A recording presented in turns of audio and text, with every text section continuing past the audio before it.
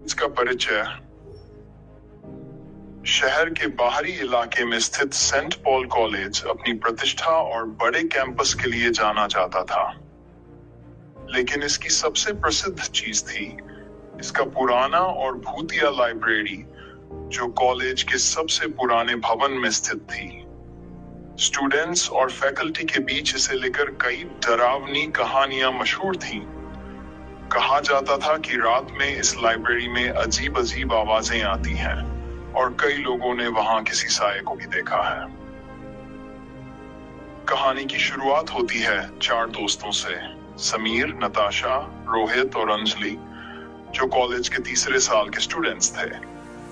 ये सभी दोस्त रहस्यों और एडवेंचर के शौकीन थे और उन्होंने ठान लिया था कि इस लाइब्रेरी के रहस्य को सुलझाकर ही रहेंगे। लाइब्रेरी के रहस्य की शुरुआत। एक दिन कॉलेज में एक सीनियर की रहस्यमय परिस्थितियों में मौत हो गई।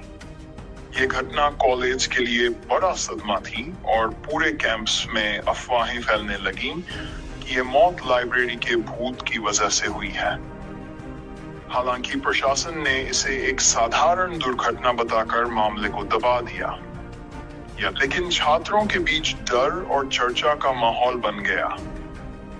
समीर और उसके दोस्तों ने तय किया कि वे इस रहस्य को सुलझाएंगे। उन्होंने पुराने छात्रों और लाइब्रेरी के स्टाफ से बात की, लेकिन किसी के पास इस बारे में ठोस जानकारी नहीं थी। लाइब्रेरी के केयरटेकर मिस्टर शर्मा एक बूढ़े आदमी थे, जिन्होंने बच्चों को चेतावनी दी कि वे इस मामले से दूर रहें। उन्होंने बताया कि रात के समय लाइब्रेरी में अजीब चीजें होती हैं और ये जगह जितनी दिखती है उससे कहीं ज्यादा खतरनाक है। भाग पहली रात की घटना। एक रात दोस्तों ने लाइब्रेरी में रात गुजारने का फैसला किया। उन्होंने अपने साथ टॉर्च, कैमरे और कुछ खाने पीने का सामान लिया और लाइब्रेरी के एक कोने में छिप गए। शुरुआत में सब कुछ सामान्य था, लेकिन जैसे जैसे रात गहराती गई, लाइब्रेरी में अजीब आवाजें आने लगीं। कभी किसी के चलने की आवाज तो कभी अलमारियों के हिलने की। अचानक नताशा को ऐसा लगा जैसे किसी ने उसकी गर्दन के पास से धीरे से फुसफुसाया हो। जब उसने पीछे मुड़कर देखा तो वहां कोई नहीं था। डर के मारे सभी दोस्त एक जगह इकट्ठा हो गए। तभी समीर की टॉर्च अचानक बंद हो गई और लाइब्रेरी अंधेरे में डूब गई। उस घने अंधेरे में एक धुंधला सा साया दिखाई दिया, जो धीरे धीरे उनकी ओर बढ़ रहा था। डर के मारे सबके पसीने छूट रहे थे। रोहित ने अपने कैमरे से उस साये की तस्वीर लेने की कोशिश की, लेकिन कैमरा भी काम करना बंद कर चुका था। अचानक से एक किताब अलमारी से निकलकर जमीन पर गिर पड़ी और उस पर खून के धब्बे दिखाई दिए। ये सब देखकर चारों दोस्त बुरी तरह घबरा गए और भागते हुए लाइब्रेरी से बाहर निकल गए।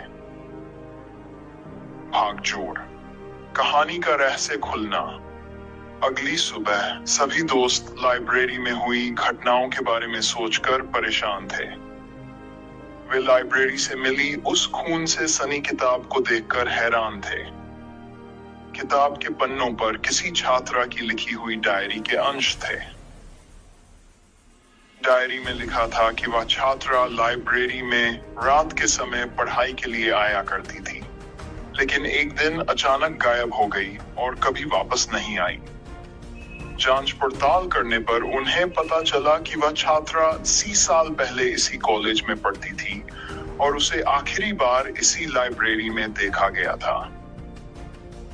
कॉलेज प्रशासन ने इसे आत्महत्या करार दिया था, लेकिन उस छात्रा का शव कभी नहीं मिला था।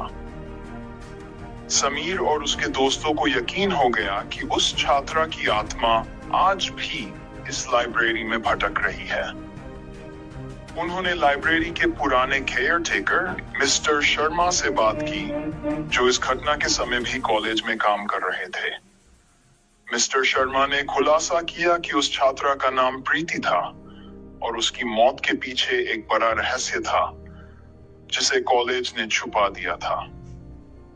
भाग 22। प्रीति का रहस्य।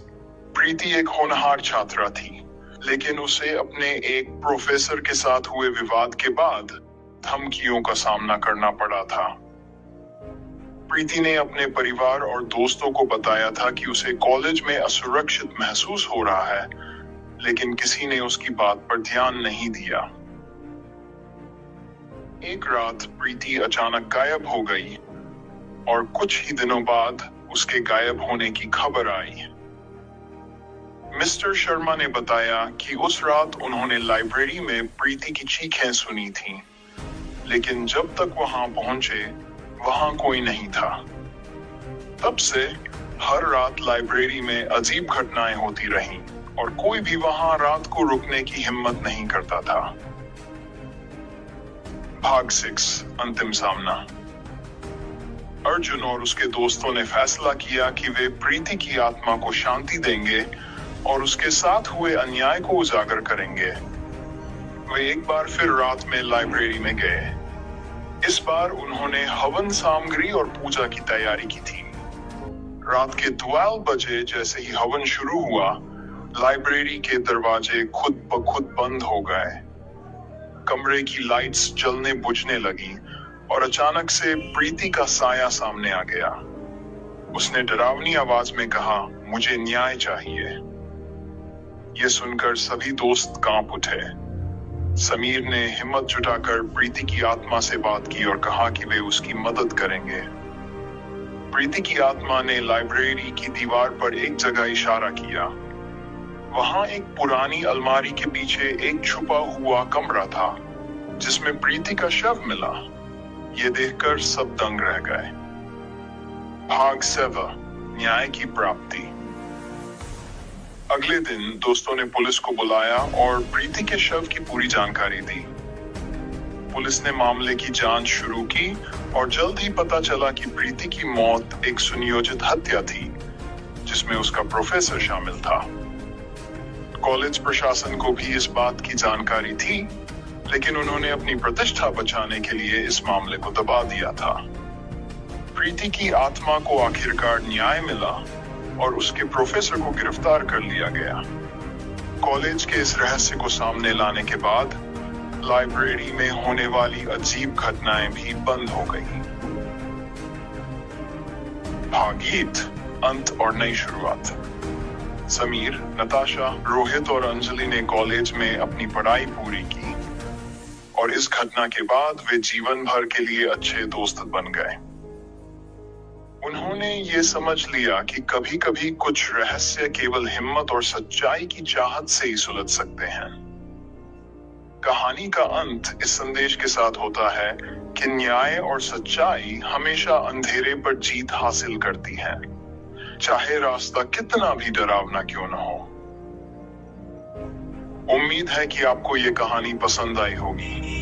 अगर आप इसमें कुछ बदलाव चाहते हैं या किसी विशेष घटना को और विस्तार से चाहते हैं,